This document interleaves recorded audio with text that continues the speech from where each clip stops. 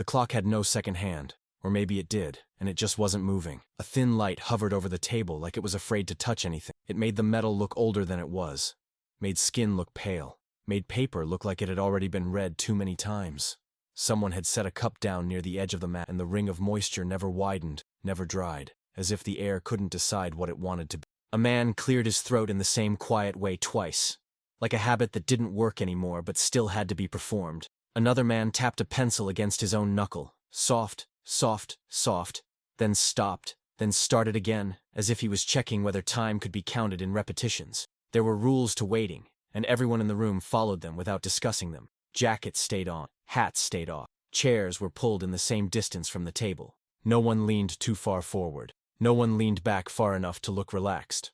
Hands kept returning to the same places, edge of the table, lap, breast pocket, then returning again, as if they might find something different there the next time. A folded message lay in the center, sealed and unopened, the crease worn from being held. It had been carried in, placed down, moved a fraction to the left, then left where it was. Nobody touched it again. The silence around it had shape, the kind of silence you could bump into if you moved too quickly. From somewhere out of sight, a machine clicked and sighed at intervals that didn't match any rhythm you could hum. Each time it sighed, it was as if the room exhaled with it, unwillingly. In between those sounds, there was the small, steady scrape of a boot heel against the floor, barely there, like someone was sanding down their own nerves. A door on the far side opened a slit. Not enough for a body, just enough for a slice of brighter hallway light to lay itself across the floor. A voice whispered something that didn't reach the table. The door closed again. The light withdrew. Nobody turned their head all the way to look, as if they didn't want to admit how much that interruption had mattered. Someone adjusted a strap on his wrist. Watch, bandage, cuff. No one could see which. He did it carefully, like he was handling something delicate. Then he did it again, more firmly, as though the first time hadn't convinced him he still belonged inside his own skin. The air smelled faintly of ink and wool, and underneath that, something sharper. Oil, warmed metal, a hint of smoke that didn't have a source. It might have been on someone's clothes. It might have been inside the walls. It might have been inside the day itself. A man at the end of the table kept his eyes on the folded message and nowhere else. He didn't stare. Staring was too obvious. He just let his gaze rest there, like a hand resting on the lid of something he didn't want to open. Every so often he swallowed, and the movement in his throat was the loudest thing in the room. On the table, the map was pinned at the corners. The paper rose slightly in the middle, making a shallow hill. A coffee spoon had been used as a weight at one point, then removed. The map still remembered. There were pencil marks, erased and redrawn, faint ghosts of lines that someone had decided not to commit to. A fingernail traced one of those erased routes without touching the paper, hovering a hair above it, as if the person couldn't bear to feel it. Outside this room, wherever outside was, something made a low, distant sound that could have been wind through a gap, could have been a vehicle passing, could have been nothing at all. The kind of sound you only notice when you're already listening for. Any word? Someone asked, barely audible. No one answered right away. Answers were dangerous. Answers made things real. The question hung there, waiting, like a coat on a hook. A chair creaked.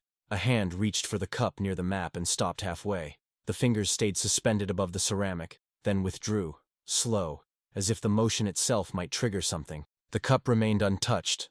The ring of moisture still the same size, the same shape, the same stubborn proof that time had been passing without permission. A small stack of papers sat beside an ashtray that held nothing but a single crushed filter, unlit, mangled between someone's impatience and someone else's. The man who owned it kept rolling it between thumb and forefinger, over, the same little friction, the same soft rasp. He never looked at it. He just needed something he could control. The light flickered once, not from failure but from a passing shadow. Someone in the hallway, someone moving at a pace that suggested purpose. The room didn't move with it. The room stayed still, like a held breath that refused to be released. Then the door opened wider. Not fully, still cautious, but enough that the hallway poured in, and with it, a figure whose presence changed the temperature by a degree. He didn't speak. He didn't need to. In his hand was a second message, this one unfolded, as if it had already been read and could not be folded back into innocence. He stepped forward and placed it down beside the first, the paper making a small, dry sound that seemed too loud for its size. His fingers lingered a moment, flat against the paper, as if he was pressing down a heartbeat. Everyone's eyes moved, not quickly, not dramatically, just all at once. No one reached for it yet, because reaching, meant starting. And something about the way the paper lay there, already open, already waiting, made it feel like the room had been given less time than anyone had thought. Like the last normal moment was ending. Like the clock had finally decided to move. And whatever had been held back, by habit, by caution, by superstition, was now only being delayed by seconds they no longer owned. By the time anyone spoke again, the room had settled into a rhythm that pretended it had always been this way. Chairs shifted, just enough to suggest comfort without admitting tension.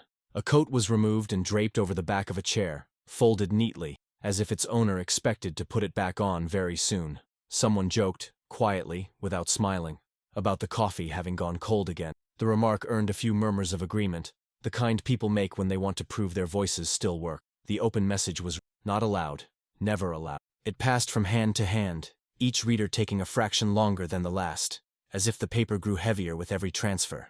No one commented on its contents. They didn't need to. What mattered was that it existed, that it had arrived when it did, and that it had not said what some of them had half expected it to say. "That's all?" someone finally asked, careful to sound disappointed rather than, "For now," another voice replied. Those two words did a great deal of work. They built a bridge back to normality. They allowed the room to pretend that what lay on the table was provisional, adjustable, still open to interpretation. For now meant later would take care of itself. Beyond the walls, the building continued its routine. Somewhere above them, footsteps crossed a corridor at a measured pace. Somewhere below, a door closed and reopened, then closed again. A telephone rang twice, and stopped. The sounds arrived muffled, filtered, reassuring in their ordinariness. They suggested a world that was still functioning exactly as it was supposed to. A man at the sideboard poured fresh coffee into chipped cups without being asked. He filled them to the same level each time, stopping just short of the rim.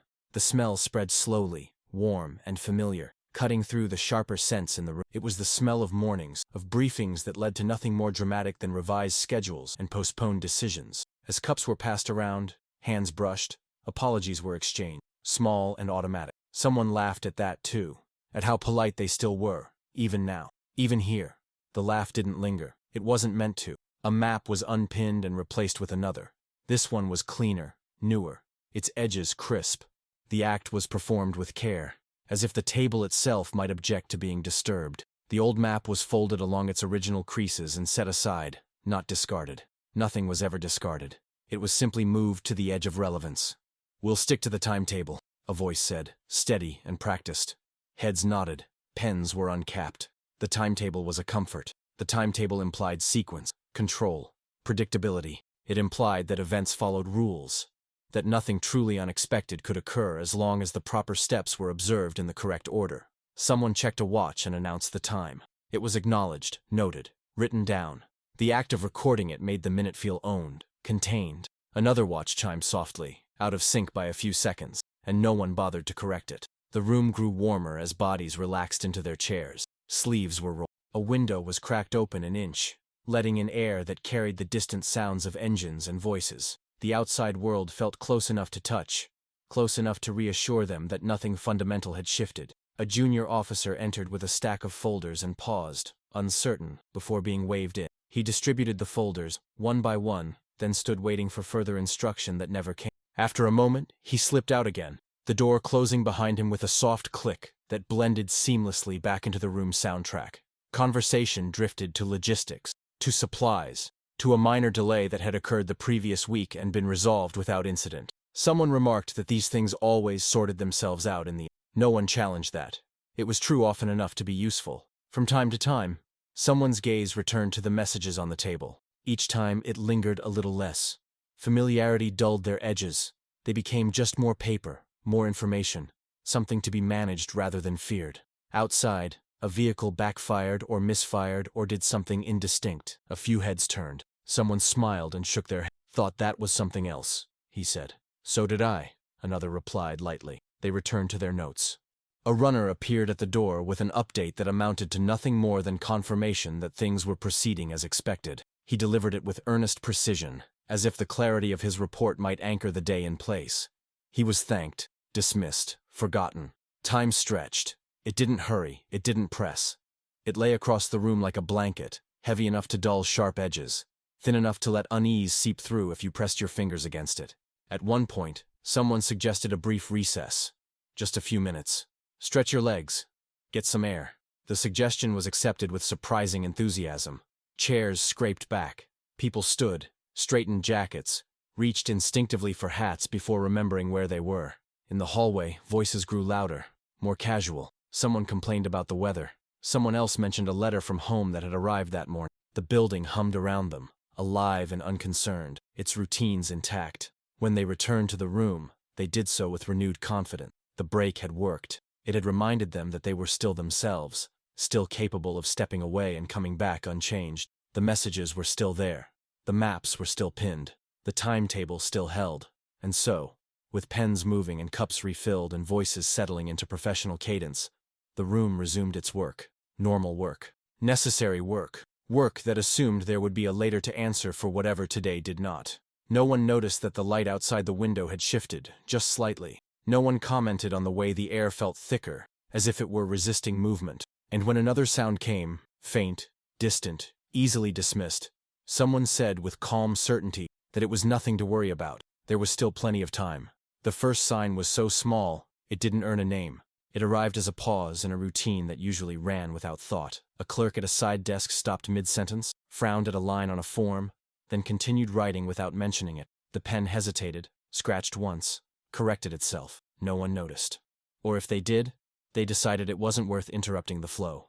A message came through on a secondary line, short, clipped, lacking its usual certainty. The operator read it, nodded, and set it aside to be addressed later. Later was a wide, forgiving place. Later could absorb almost anything. Someone remarked that the schedule felt tighter than expected. Not wrong, just tighter. A hand flipped a page back and forth, comparing times. The discrepancy was small. Minutes, not hours. It was resolved by adjusting a margin, the pencil erasing cleanly, leaving only a faint gray smear behind. The room carried on. Outside, a group of men passed the window at an unusual pace. Not hurried, not slow. Just deliberate. Their boots struck the ground in a pattern that didn't quite match itself. One of them looked up briefly, then away again.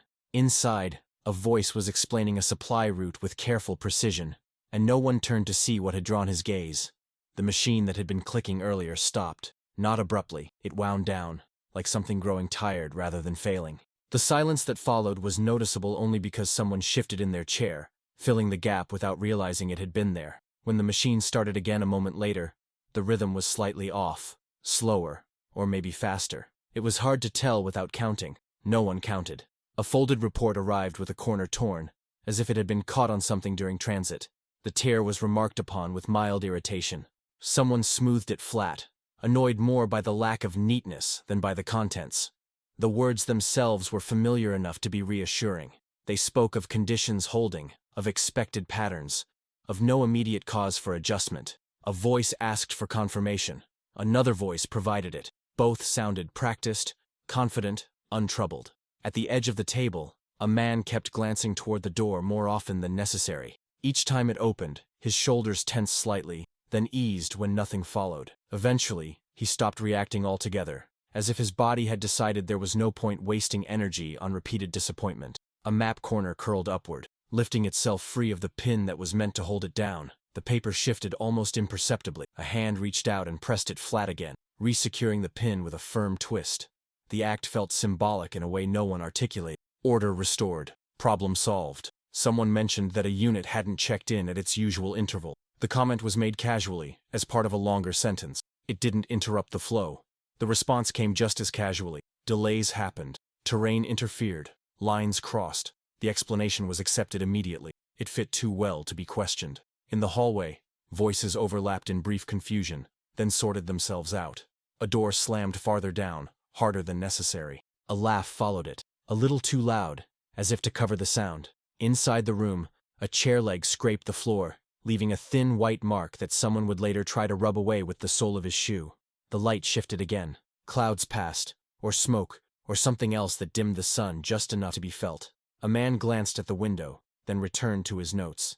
He underlined a word twice, then once more for emphasis. The pencil tip snapped. He stared at the broken point for a second longer than required before reaching for another. A runner arrived out of breath, not dramatically, just enough to be noticed. He delivered his message quickly, efficiently, his eyes flicking between faces as if checking for recognition that didn't come. The message was acknowledged, filed, absorbed into the existing framework. The runner was dismissed with a nod, and left at a slower pace than he had arrived. "That's still within tolerance," someone said. The phrase settled over the table like a blanket. Tolerance was a useful word. It suggested flexibility. It suggested room to maneuver. It suggested that whatever was happening remained inside acceptable boundaries. A telephone rang and rang before being answered. The voice on the other end spoke too quietly, forcing the listener to lean in. When the receiver was replaced, the listener cleared his throat and summarized the call in neutral terms. No one asked why his hand shook slightly as he reached for his pen. A note was added to the margin of the timetable. Just a star. Nothing alarming, just something to remember. The star was circled, then the circle was erased, leaving the star alone again. It looked smaller that way. Outside, the sound of engines grew more frequent, not louder, just more common. They overlapped in ways that made it harder to tell where one ended and another began. Inside, the room's clock ticked steadily, insistently, as if offended by the idea that anything else might try to mark time. A man laughed at something that wasn't particularly funny. Another joined him out of politeness. The laughter faded quickly, leaving behind a silence that felt more exposed for having been briefly covered. A paper cup tipped over near the edge of the table, spilling a small amount of coffee onto the wood. It was wiped up immediately, apologies exchanged, the incident dismissed as clumsiness. The stain remained, faint but visible, darkening as it soaked in. No one mentioned it again. Someone suggested double-checking a figure. The suggestion was waved off with confidence. It had been checked already, twice in fact. There was no need to revisit it. Revisiting things led to delays, and delays created problems of their own. The machine sighed again, unevenly. At the far end of the room, a man stared at the open message, the one that had arrived earlier, as if seeing it for the first time. He traced a line of text with his finger, then stopped himself, folding his hands together instead. When he spoke, it was to ask an unrelated question about logistics.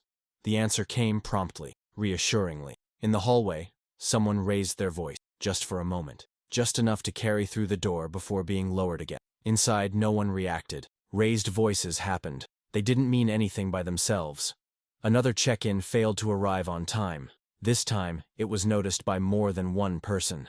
A glance was exchanged. A watch was consulted. Someone shrugged and said it would come through shortly. Communications were unreliable today, apparently. Nothing to worry about. The explanation hung there, waiting to be challenged. It wasn't. Instead, attention shifted to a new set of papers. A fresh task.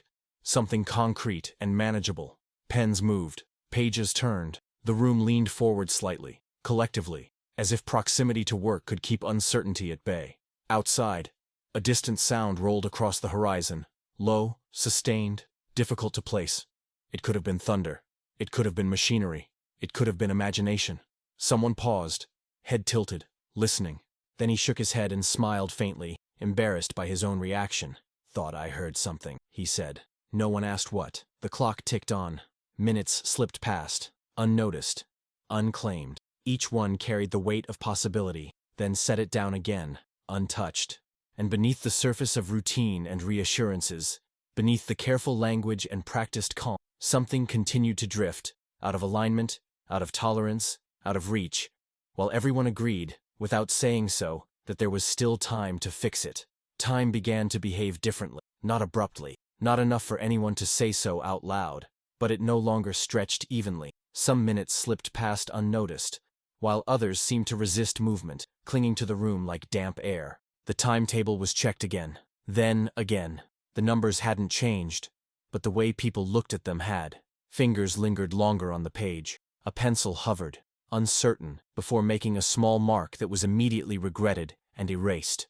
A door opened without a knock. This time, the interruption drew full attention.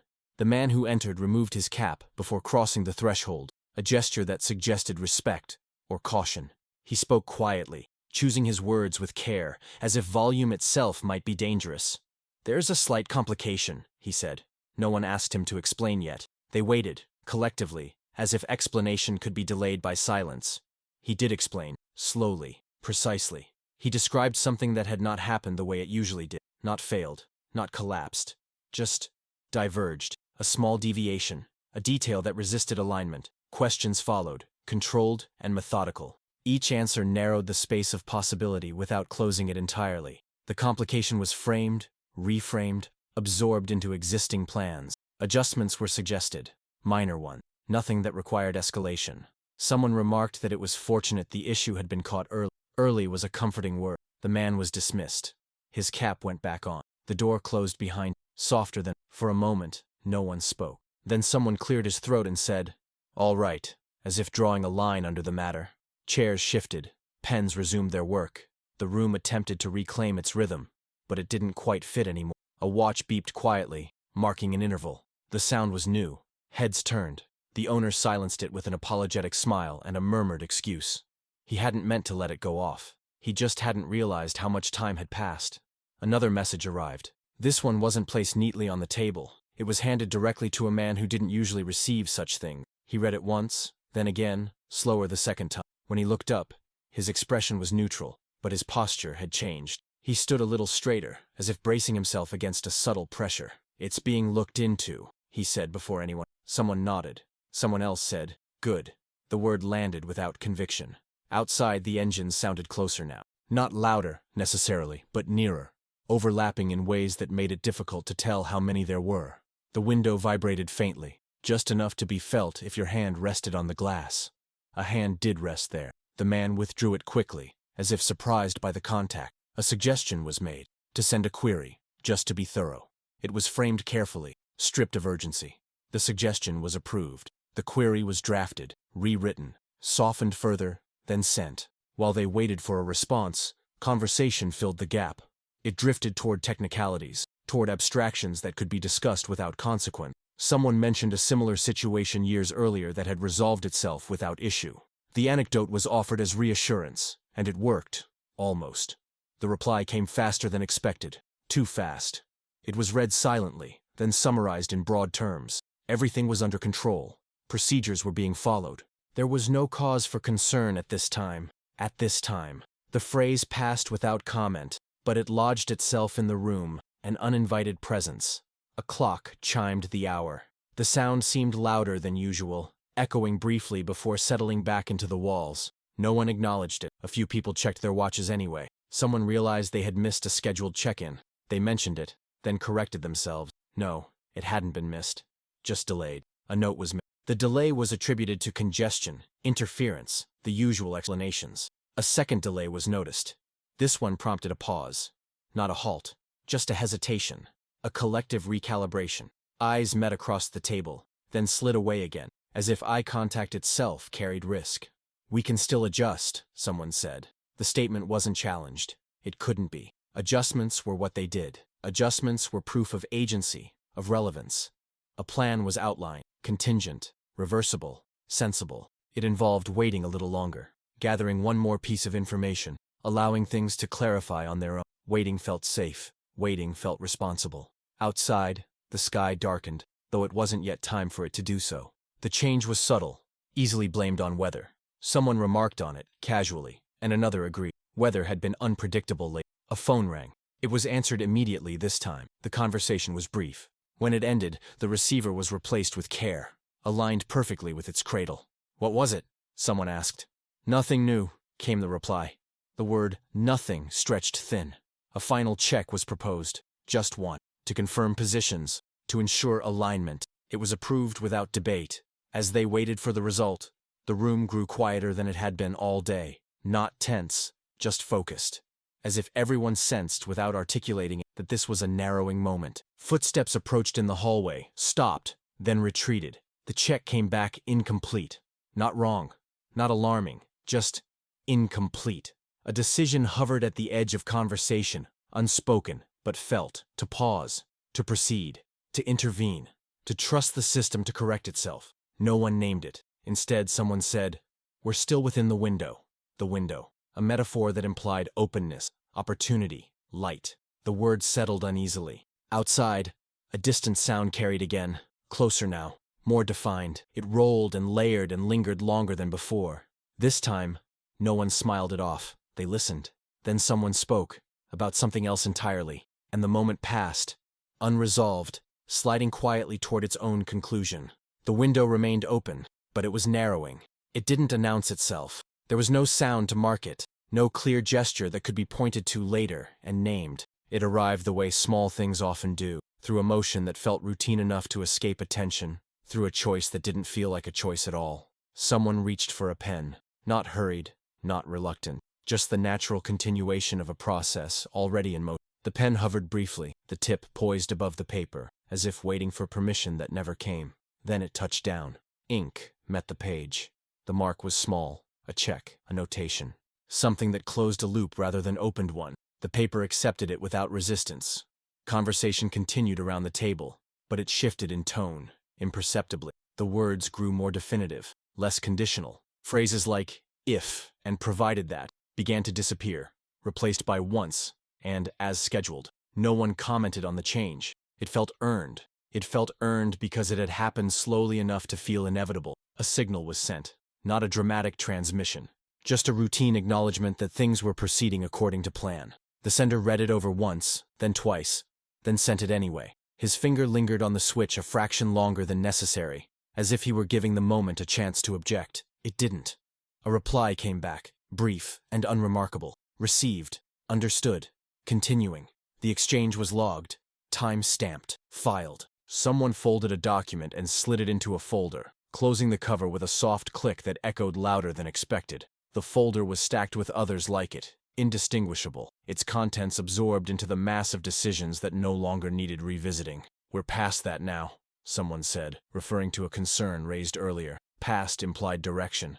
Past implied movement. No one disagreed. Outside, the engines settled into a steadier pattern. Less variation, more consistency. The sound no longer rose and fell uncertainly. It held. A man stood and stretched his back, rolling his shoulders as if preparing for a long wait. Another checked his watch and adjusted the strap, tightening it slightly, as if time itself needed restraint. The open messages on the table were gathered up at last. They were stacked neatly, aligned at the corners, then moved to the side to make room. The space they left behind felt larger than it should have, like an absence that had weight. A new map was brought out. This one had fewer annotations, fewer alternatives. Its lines were darker, more confident. The pins went in quickly, decisively. There was no hesitation this time. The paper lay flat, obedient. Someone remarked on the efficiency of it all, how smoothly things had come together, considering the circumstances. The comment earned a nod or two. Smoothness was something to be proud of. A phone rang and was silenced without being answered. The call would be returned later. There was time for that, or there had been. At the edge of the room, a man stared at the map longer than anyone else.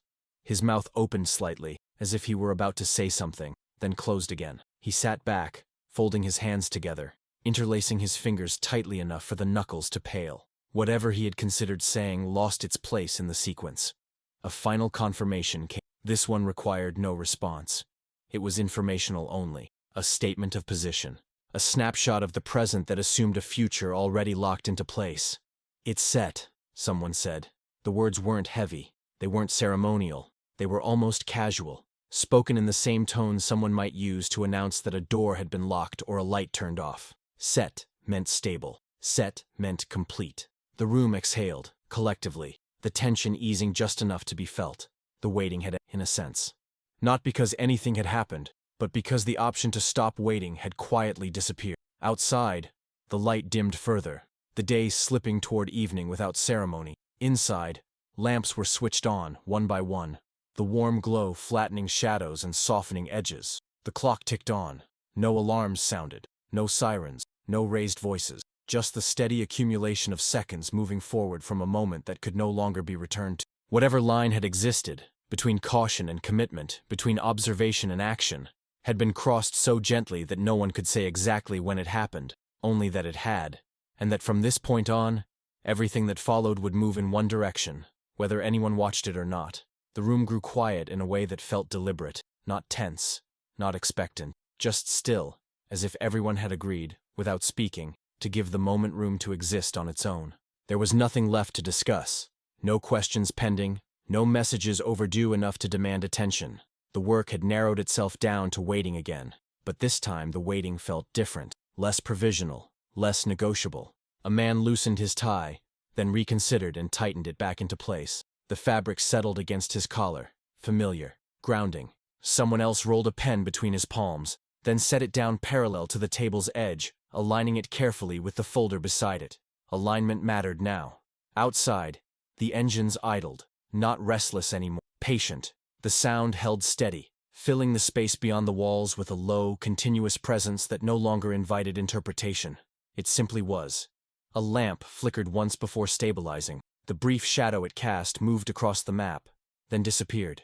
No one mentioned it. The map remained unchanged, its lines dark and fixed, its destinations already implied. Breathing slowed. Someone became aware of their own heartbeat, not racing, not pounding, just present. It felt louder in the quiet, as if the room had thinned enough to let internal sounds escape. A chair creaked as a man shifted his weight. He stopped moving immediately, as if the sound had violated an unspoken agreement. He folded his hands and stared straight ahead, eyes unfocused, resting on nothing in particular.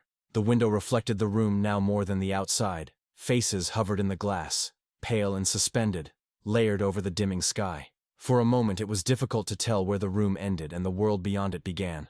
A clock ticked. The sound landed evenly, without urgency. Each second followed the last at a measured pace, neither rushing nor delaying. Time had settled into its role, no longer stretching or compressing. It simply advanced. A telephone light blinked once, then went dark. No one reached for it. Footsteps passed in the hallway and did not stop. Voices murmured, distant and indistinct, belonging to people who were not part of this moment, who would remember this evening only as another hour in the day. Inside, no one spoke. There was a sense, not of anticipation, but of arrival, as if something had already reached its destination, even if it had not yet made itself known. The air felt heavier now, pressing gently against skin and fabric, not enough to alarm, just enough to be noticed. A man closed his eyes briefly, then opened them again, as if checking whether anything had changed in the darkness. Nothing had. Everything remained exactly where it was supposed to be. Outside, the steady sound shifted, only slightly, but enough to suggest movement without revealing direction. The kind of movement that did not require observation to continue. Someone inhaled, slow and deep, then held the breath for a count they did not finish. No one moved to mark the moment. No one stood. No one spoke. The room held itself at the edge of something unnamed, balanced between what had been and what had not yet occurred. And then there was only the waiting, complete, uninterrupted, frozen just before the world took its next step.